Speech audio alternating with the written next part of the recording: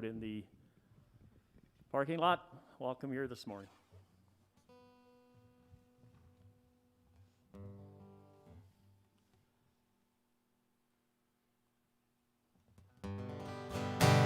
I stand amazed in the presence of Jesus the Nazarene, and wonder how he could love me, a sinner condemned unclean, singing how marvelous, how wonderful, and my song shall ever be.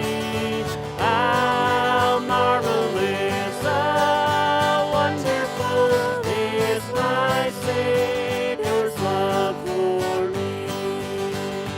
For me it was in the garden, he prayed not my will but thine. He had no tears for his own grief, but sweat drops of blood for mine, singing how marvelous, how wonderful, and my song shall ever be. How marvelous, how wonderful is my Savior's love for me. He took my sin and my sorrows, he made them his very own. He bore the burden to Calvary and suffered and died alone, singing how marvelous, how wonderful, and my song shall ever be. How marvelous, how wonderful is my Savior's love for me. When with the ransomed in glory, his face I at last shall see, 'twill be my joy through the ages to sing of his love for me, singing how marvelous, how wonderful, and my song shall ever be. How marvelous, how wonderful is my Savior's love for me.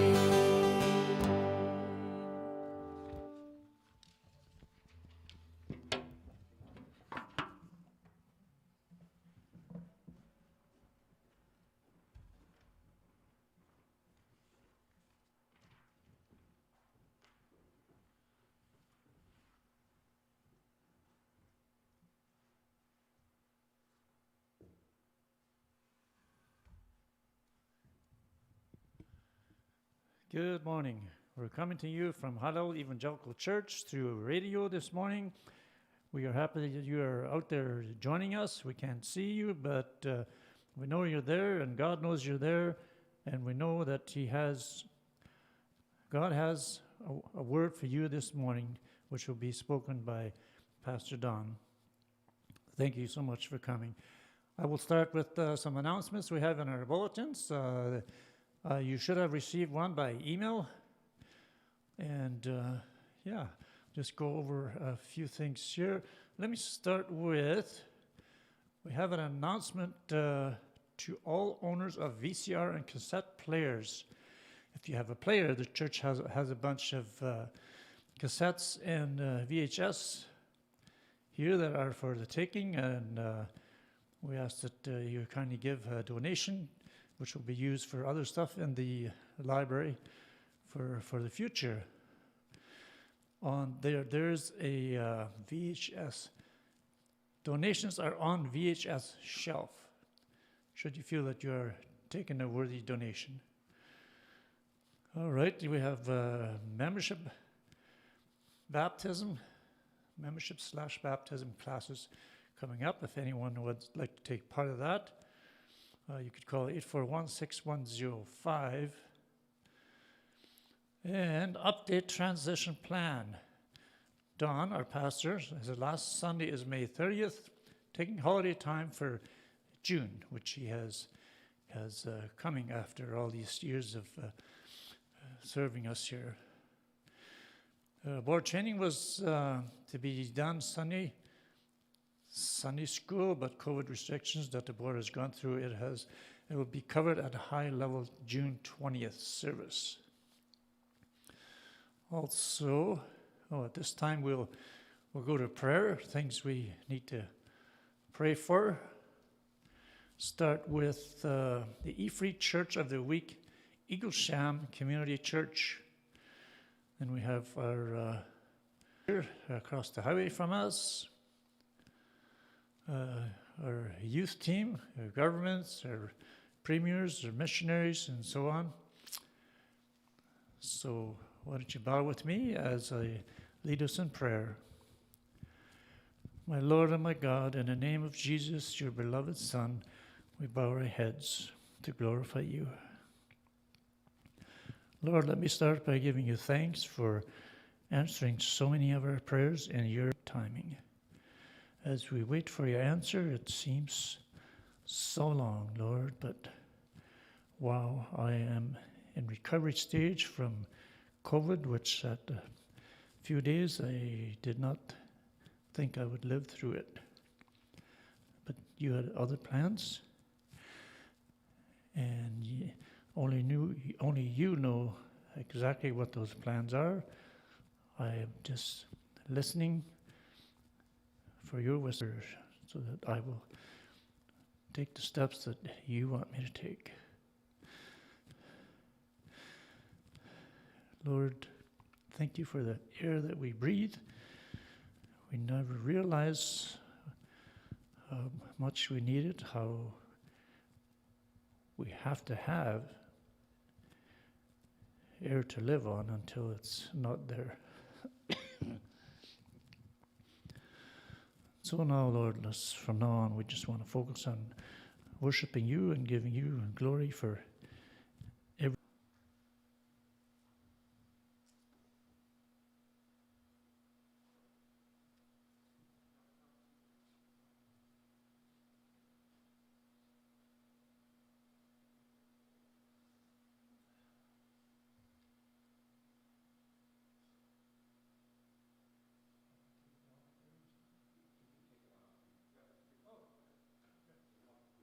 You ready?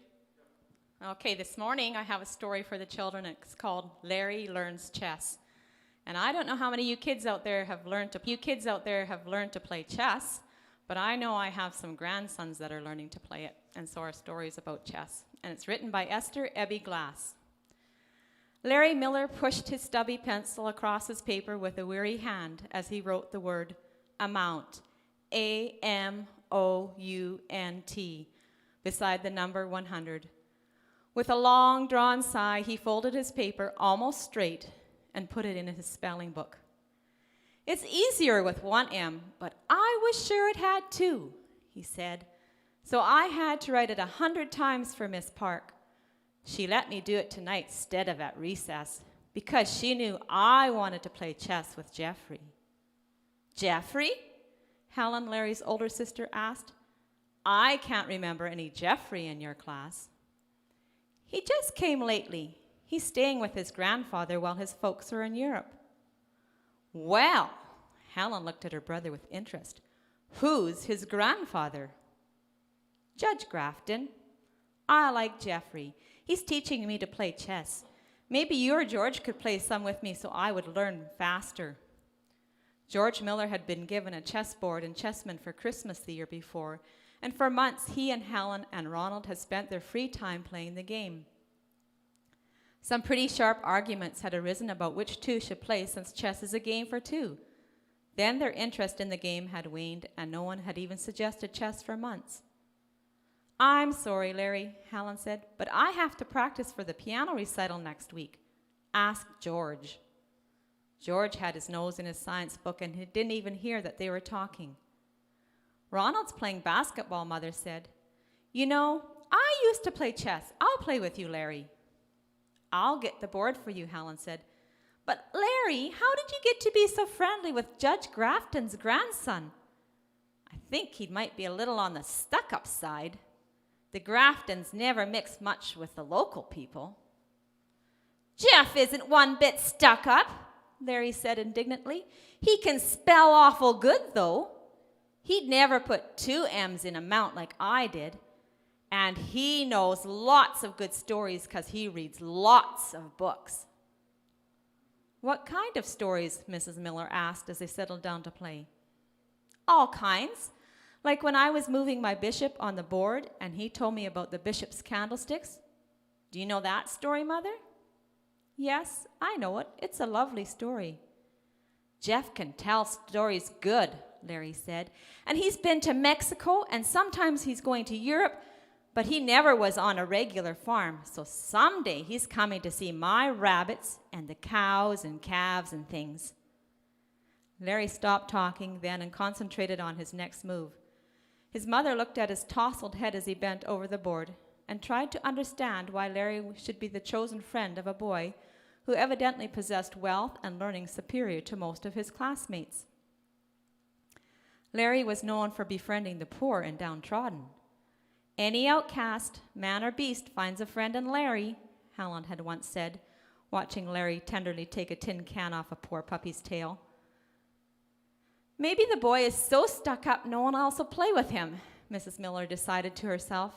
She could think of no other explanation. Then it was her move, and she brought her thoughts back to chess.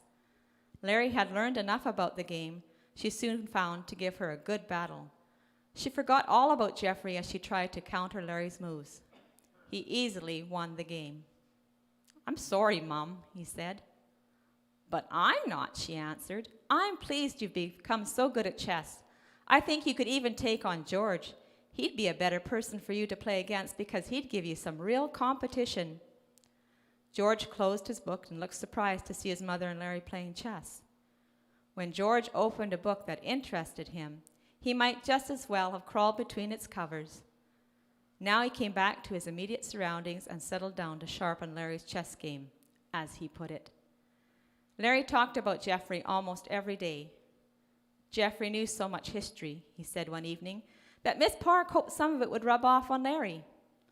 Another day, Jeffrey brought his souvenirs of Mexico to school because they were studying Mexico. He had pottery and big hats and cloth and pictures and jewelry.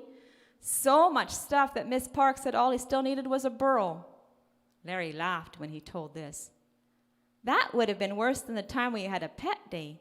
My rabbits were scared of all the dogs and cats. But I don't know what we would have done with a burro. A burro is a kind of a little donkey, he explained. We have Jeff every night for supper and 3 times a day on Saturday, Helen told Ronald and George on Saturday. I'd really like to see this wonderful, wonderful Jeffrey Grafton, she said. They were lingering on the side porch dreading the afternoon chores. Helen had windows to wash, and the older boys had been told to clean the cobwebs from the granary ceiling and walls. Just as they turned their unwilling feet toward their work, a car drove into the driveway between the house and barn. A boy opened the back door of the car, placed 2 crutches carefully on the ground, and swung nimbly onto the crutches. Is Larry at home?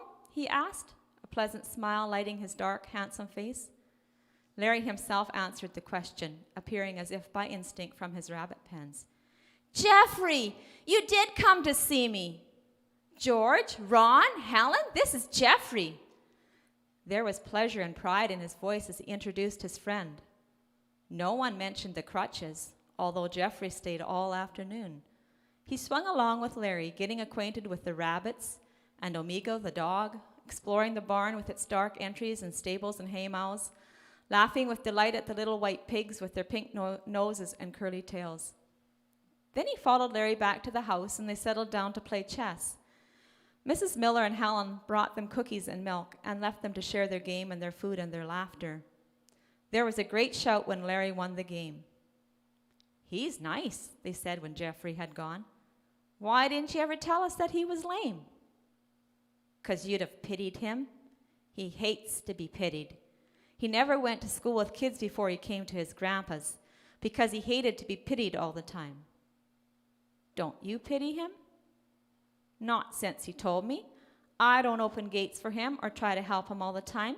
He can do things for himself. Don't you see? I just treat him like other people." "But I'm sure it says in the Bible to be kind and not to put stumbling blocks in the way of the lame. Or maybe it's blind people." Helen looked puzzled. "Of course you don't want to be mean or lame to blind people." Larry was indignant. "The Lord sure wouldn't like that. But it isn't kind to say, 'Oh, you poor lame boy,' or to treat him like a baby because he uses crutches. I can run faster than Jeff, but he can mostly think lots faster."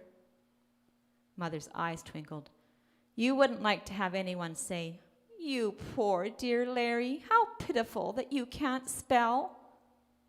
"That's what I mean," Larry said. "People think they're being kind, and they're really just being mean." Helen's face lit up, and her eyes were very blue, as they always were when she had a happy thought. "I see it now," she said. "That's why you work so hard to get good at chess. It's more fun for Jeff with real competition. And you don't give him any extra breaks because he's lame, because that would be the bad kind of pity." Larry nodded. "Now," he said with a sigh, "I've got to go write a count 100 times for Miss Park. It's not like a mount. It has 2 C's in it."